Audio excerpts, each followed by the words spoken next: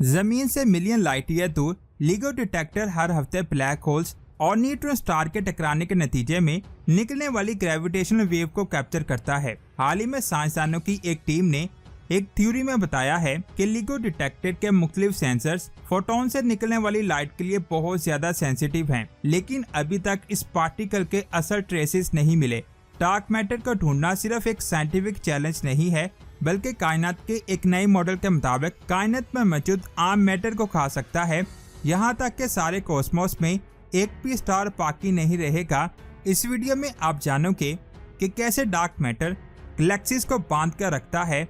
सबसे अहम बात यह है कि डार्क मैटर हमारे लिए इतना अहम क्यों है, हमारा ऐसा ख्याल क्यों है कि हमारी कायनात किसी इनविजिबल मैटर से भरी हुई है।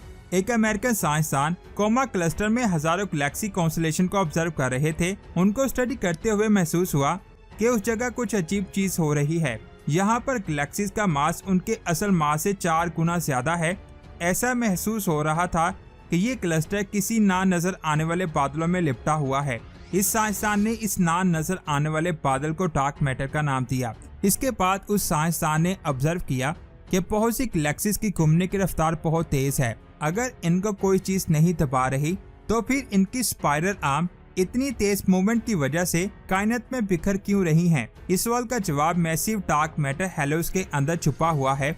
अगर आपको इस मैटर के मौजूद होने का इससे भी पुख्ता सबूत चाहिए तो स्क्रीन पर नजर आने वाली इस तस्वीर को देखें। ये तस्वीर क्रूक मिरर की स्पेस गैलरी लग रही है। यहाँ पर कुछ गैलेक्सीज की तस्वीरें बिल्कुल तबाह हैं।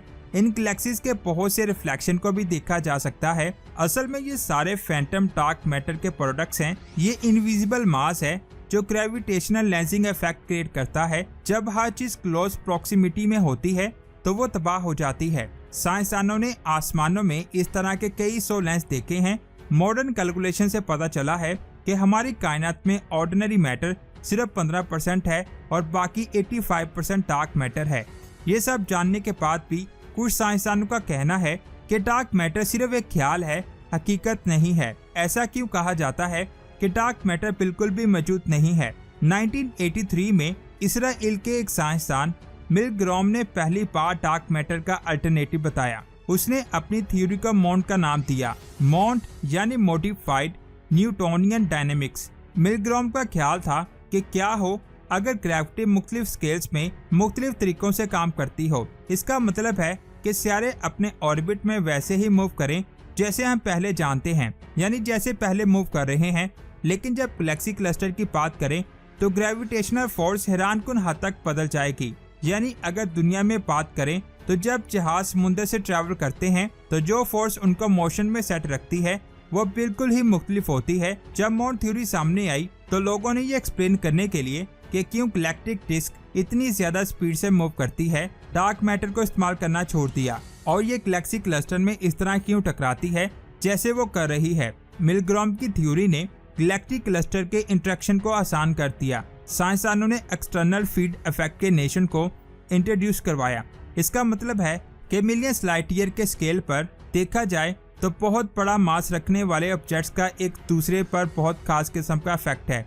इस बात का क्या मतलब है कि क्या डार्क मैटर को भुला दिया जाए? बदकिस्मती से नहीं, क्योंकि मॉन्ट थ्योरी ये एक्सप्लेन नहीं कर सकती कि ग्रेविटेशनल लेंसिंग इफेक्ट आखिर कहां से आ रहा है। ना ही मॉन्ट थ्योरी गैलेक्टिक इल्यूजन के पीछे की वजह को एक्सप्लेन कर सकती है। इसलिए हम वापस उस आइडिया पर आ जाते हैं कि ये इनविजिबल मास क्या है। लेकिन हम क्योंकि कोई भी ऐसा ऑब्जेक्ट अभी तक नहीं ढूंढ सके जो डार्क मैटर से बना हुआ हो। कुछ साइंसदान अभी भी डार्क मैटर को ढूंढने के लिए पुरअज़म है। अब बात करते हैं मैचोस की।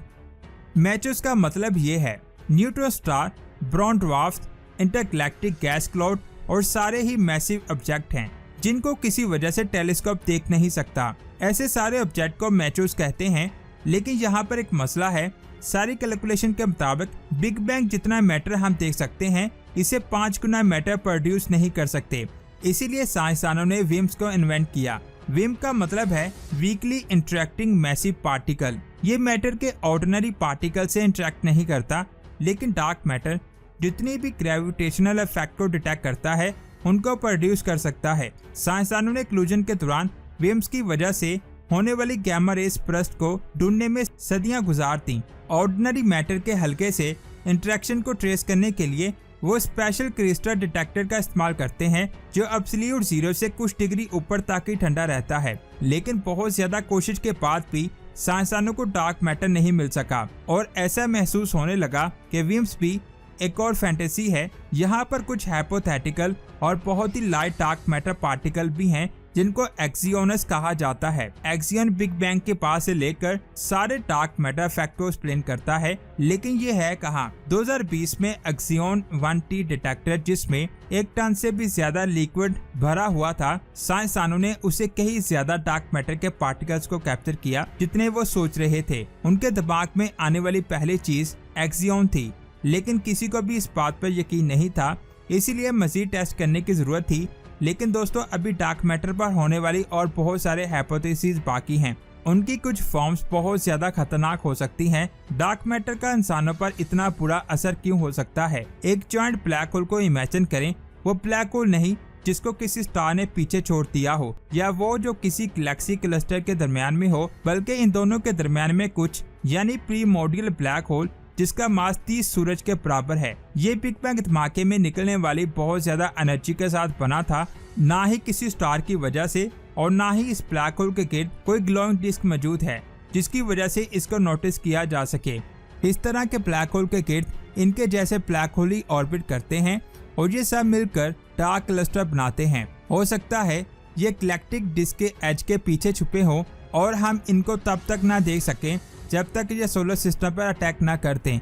लेकिन दोस्तों फिक्र की बात नहीं है, ये सिर्फ एक ख्याल है। 2021 के आखिर में कई साइंसदानों की टीम ने कायनात की एक डिसिमल पिक्चर को जारी किया। उनकी थ्योरी के मुताबिक बिग बैंग ने बहुत थोड़े डार्क मैटर पार्टिकल्स प्रोड्यूस किए थे। जैसे जैसे वक्त गुजरता गया ये पार्टिकल्स ज्यादा होते गए और जो भी चीज इनके रास्ते में आती ये उनको खाते गए, जिसकी वजह से इनको कार्निवोरस डार्क मैटर का नाम दिया गया। और इस डार्क मैटर ने ऑर्डिनरी डार्क मैटर के पार्टिकल्स को प्रेडेटर्स में बदल दिया और ये प्रोसेस बढ़ता गया। वैसे आप इसके बारे में क्या कहते हैं नीचे कमेंट्स करके जरूर बताएं। वीडियो अच्छी लगी तो लाइक करने के साथ साथ इसे आगे भी शेयर करें। मिलते हैं एक और अमेजिंग वीडियो में। अपना बहुत सारा ख्याल रखें। अल्लाह हाफिज।